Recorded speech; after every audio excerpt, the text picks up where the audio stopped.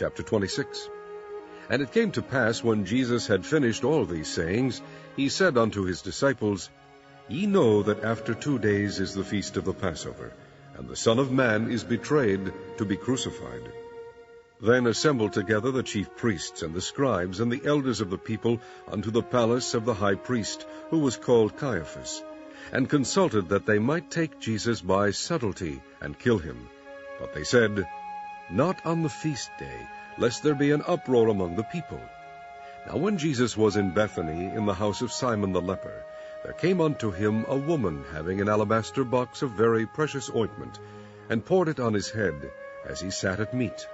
But when his disciples saw it, they had indignation, saying, To what purpose is this waste? For this ointment might have been sold for much, and given to the poor. When Jesus understood it, he said unto them, Why trouble ye the woman? For she hath wrought a good work upon me. For ye have the poor always with you, but me ye have not always. For in that she hath poured this ointment on my body, she did it for my burial. Verily I say unto you, wheresoever this gospel shall be preached in the whole world, there shall also this, that this woman hath done, be told for a memorial of her. Then one of the 12, called Judas Iscariot, went unto the chief priests, and said unto them, What will ye give me, and I will deliver him unto you? And they covenanted with him for 30 pieces of silver, and from that time he sought opportunity to betray him. Now the first day of the feast of unleavened bread the disciples came to Jesus, saying unto him, Where wilt thou that we prepare for thee to eat the Passover? And he said, Go into the city to such a man, and say unto him, The Master saith, My time is at hand. I will keep the Passover at thy house with my disciples. And the disciples did as Jesus had appointed them, and they made ready the Passover. Now when the even was come, he sat down with the 12. And as they did eat, he said, Verily I say unto you, that one of you shall betray me. And they were exceeding sorrowful, and began every one of them to say unto him, Lord, is it I? And he answered and said, He that dippeth his hand with me in the dish, the same shall betray me. The Son of Man goeth, as it is written of him, but woe unto that man by whom the Son of Man is betrayed. It had been good for that man if he had not been born.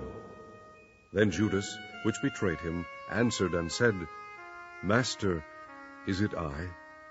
He said unto him, Thou hast said. And as they were eating, Jesus took bread, and blessed it, and brake it, and gave it to the disciples, and said, Take, eat, this is my body. And he took the cup, and gave thanks, and gave it to them, saying, Drink ye all of it, for this is my blood of the new covenant, which is shed for many for the remission of sins. But I say unto you, I will not drink henceforth of this fruit of the vine, until that day when I drink it new with you in my Father's kingdom. And when they had sung an hymn, they went out into the Mount of Olives. Then saith Jesus unto them, All ye shall be offended because of me this night. For it is written, I will smite the shepherd, and the sheep of the flock shall be scattered abroad. But after I am risen again, I will go before you into Galilee. Peter answered and said unto him, Though all men shall be offended because of thee, yet will I never be offended. Jesus said unto him, Verily I say unto thee, that this night before the cock crow, thou shalt deny me thrice. Peter said unto him, Though I should die with thee, yet will I not deny thee. Likewise also said all the disciples. Then cometh Jesus with them unto a place called Gethsemane, and saith unto the disciples, Sit ye here, while I go and pray yonder. And he took with him Peter and the 2 sons of Zebedee, and began to be sorrowful and very heavy. Then saith he unto them, My soul is exceeding sorrowful, even unto death. Tarry ye here, and watch with me. And he went a little farther, and fell on his face, and prayed, saying, O my Father, if it be possible, let this cup pass from me. Nevertheless, not as I will, but as thou wilt. And he cometh unto the disciples, and findeth them asleep, and saith unto Peter, What, could ye not watch with me 1 hour? Watch and pray that ye enter not into temptation. The spirit indeed is willing, but the flesh is weak."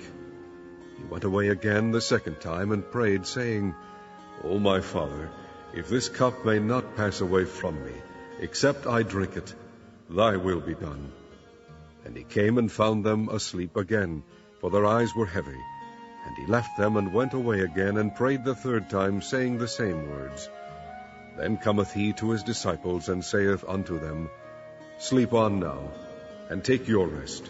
Behold, the hour is at hand, and the Son of Man is betrayed into the hands of sinners. Rise, let us be going. Behold, he is at hand that doth betray me." And while he yet spake, lo, Judas, one of the 12, came, and with him a great multitude, with swords and staves, from the chief priests and the elders of the people. Now he that betrayed him gave them a sign, saying, "Whomsoever I shall kiss, that same is he, hold him fast." And forthwith he came to Jesus, and said, "Hail, Master," and kissed him. And Jesus said unto him, "Friend, wherefore art thou come?" Then came they, and laid hands on Jesus, and took him. And behold, one of them which were with Jesus stretched out his hand, and drew his sword, and struck a servant of the high priest's, and smote off his ear. Then said Jesus unto him, "Put up again thy sword into his place, for all they that take the sword shall perish with the sword. Thinkest thou that I cannot pray to my Father, and he shall presently give me more than 12 legions of angels?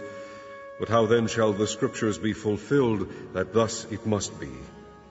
In that same hour said Jesus to the multitudes, "Are ye come out as against a thief with swords and staves for to take me?